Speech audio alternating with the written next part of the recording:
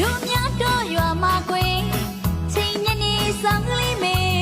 အပေါင်းအသင်းတွေရိတ်ခတ်လာတယ်ထုံးစံပါရွာမှာကွယ်ဟိုရှိကခင်ပြူရဲ့ရုပ်စင်းကချောလာတယ်တို့ရမှမနီနဲ့ကွယ်မြို့ကိုသာမောင်ဖို့မေ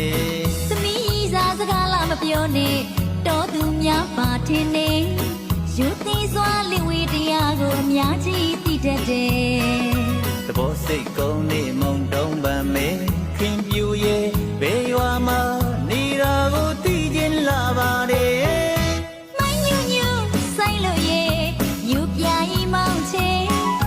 တော်တန်လေးတွေကဆွေအေးရွာပဲကွယ်သဘောကောင်းတဲ့ကလေးမရဲ့ရွာကိုအလေလာ